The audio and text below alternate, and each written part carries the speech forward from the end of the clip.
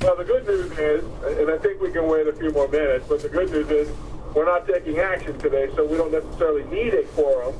Hello, Tom Coots joined. Hi, Governor Coots. We're waiting just a minute. We're hoping we can get a quorum. Okay. Dean Colson's here. Dean Colson is here. Chair Perez, you have a quorum.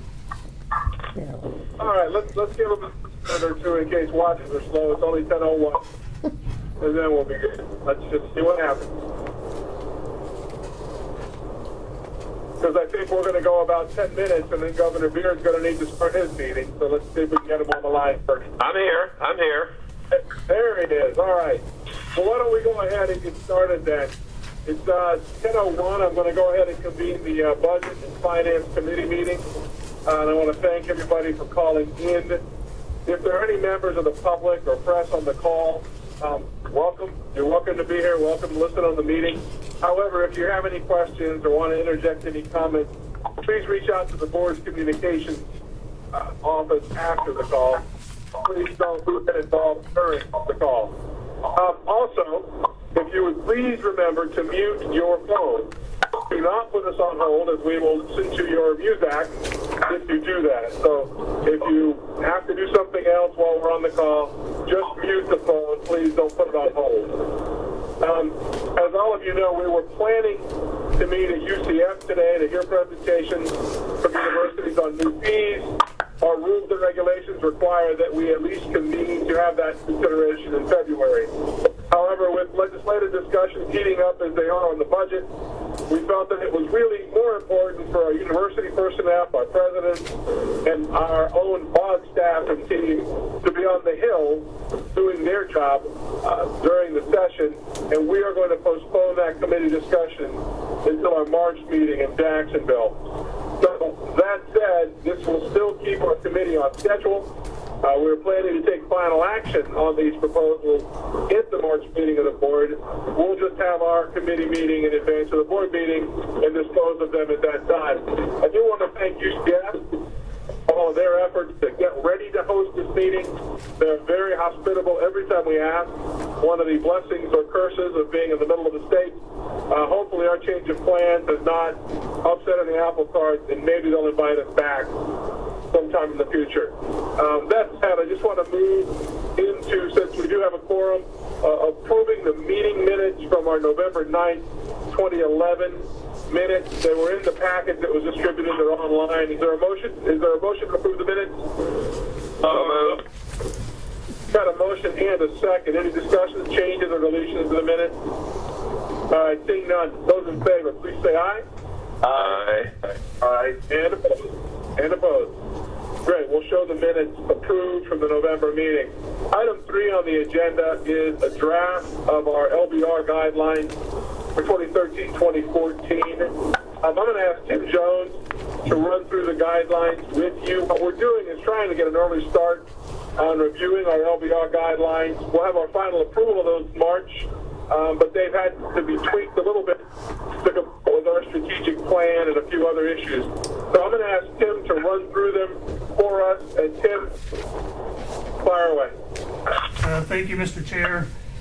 The guidelines start on page 45 of your packet, and as Governor Perez indicated, we are getting a little earlier start than usual.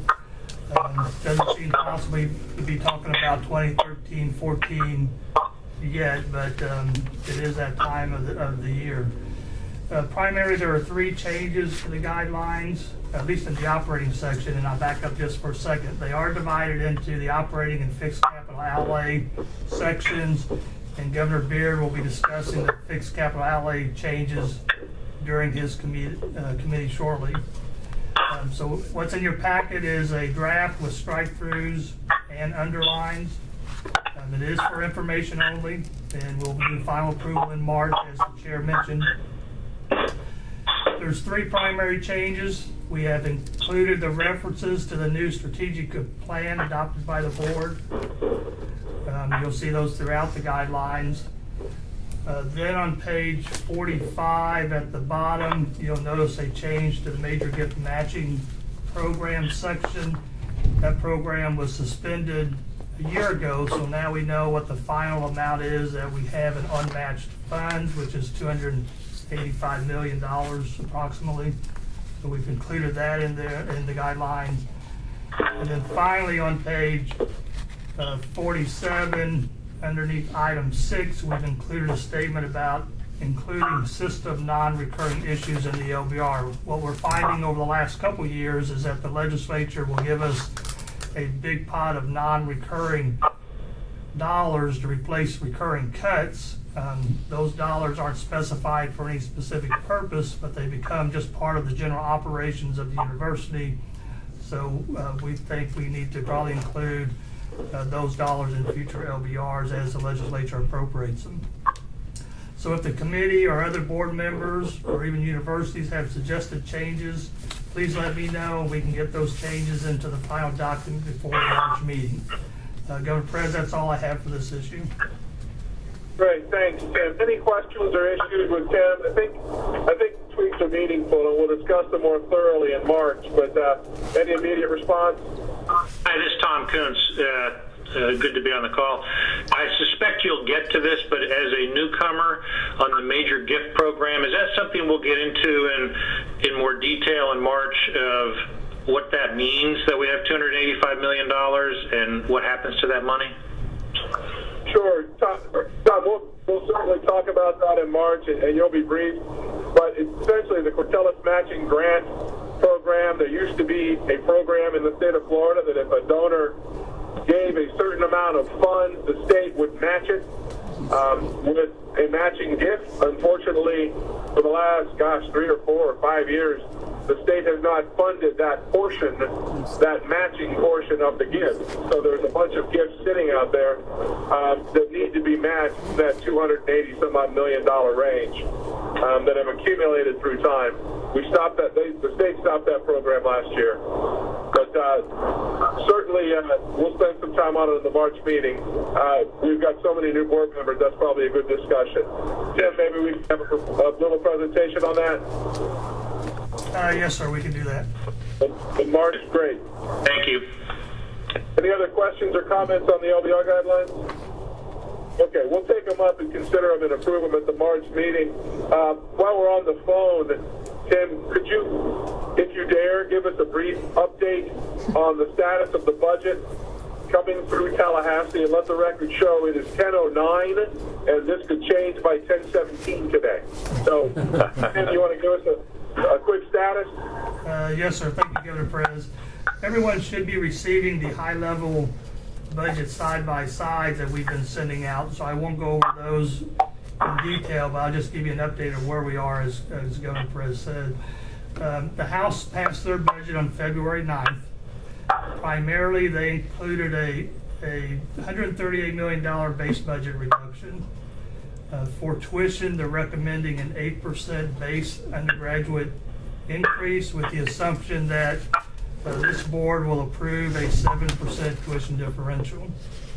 They are also assuming that boards of trustees will raise graduate, professional, and out-of-state tuition by 8%. And normally our institutions don't raise out-of-state tuition since we're all fairly high, but the assumption is built into the budget. So their tuition policy would generate roughly $135 million. So between the recurring base budget cut of $138 million and their tuition policy, you'd end up with basically a revenue neutral budget for next year. So in the Senate will take up their budget on Thursday. As you know, they've included a base budget reduction of $400 million. For the tuition policy, they're recommending a 0% base undergraduate increase with the assumption that the board will approve a 15% tuition differential. They are also assuming that boards of trustees will raise graduate, professional, and out-of-state tuition by 8% as well. So their policy generates about $128 million. So with the tuition policy and the $400 million cut, there's still a $270 million shortfall.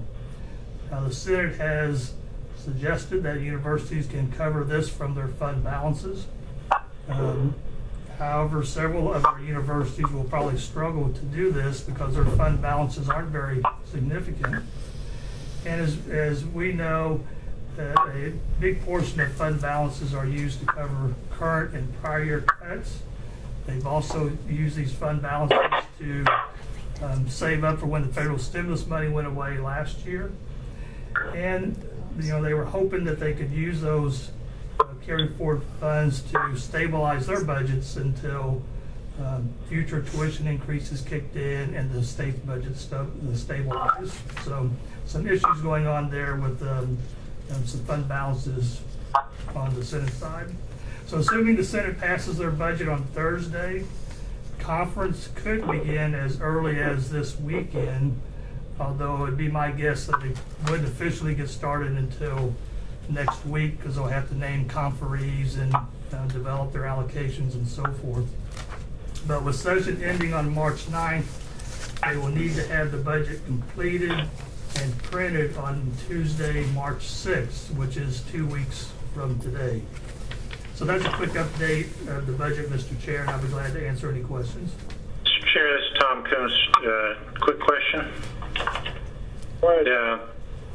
So again, I'll show my ignorance here. Just in a cursory review, it looks like the tuition is actually based on per credit hours, tuition per credit hours. The Senate budget, did I read it that they show a tuition increase, however the per credit tuition didn't increase, and I was trying to figure out how you get a total increase if you don't increase the per credit hour tuition, and maybe that's getting into too much detail here, but or maybe I'm reading it wrong. Is that something that's come to anybody's attention? No, you're reading it right, Tom. What the Senate has done, there's two components of tuition now. There's the tuition that is approved by the legislature. They have the right and the ability to increase tuition. And then there's the tuition that is increased by the universities themselves in differential tuition, and that can go up to 15%. The universities have to approve it, and then the Board of Governors has to approve it, and it comes through our committee, in fact. So what the Senate has done is they have budgeted no tuition increase from the legislature, but they have anticipated that our Board of Governors and our universities will raise tuition 15%. If you saw the House side, the House raised it 8% to the legislative side, anticipating that the board would add 7% more for a net of 8%. The Senate is subjecting or presuming that they won't raise tuition, however, the Board of Governors and the universities will, which is why you see that confusing situation in the numbers that you've looked at. Yeah, well, thank you. That helps clarify it. It sort of looks like miraculously in the Senate version there'll be more tuition than arithmetic would seem to suggest would be possible. But yeah, both chambers are assuming a 15% increase. The Senate is assuming that we and the universities will do all 15. The House is assuming that they will do almost half and we will do the other half. Yeah. Okay. Thank you. That helps a lot. You got it. Any other questions or issues for Kim? Obviously, it's very fluid. God knows what's going to happen once it goes to conference. They are pretty far apart, and I have all the confidence in the world that Chair Colson and our legislative team up there who are engaging on this issue almost every day. Other questions or thoughts? All right, thanks, Tim. Let's go ahead and move on to item 4, which are the fee proposals. This is what we were convened to look at today, but as I said, we're going to defer this discussion until our March meeting. We'll still be in compliance with our rules, but we'll be able to go ahead and consider everything in March and bring it to the full board in March as well. That said, is there anything else for the Budget and Finance Committee? If not, I'm going to turn the electronic gavel over to Governor Beard. Anything else? All right, seeing none, I will adjourn the Budget and Finance Committee. Governor Beard, it's all yours.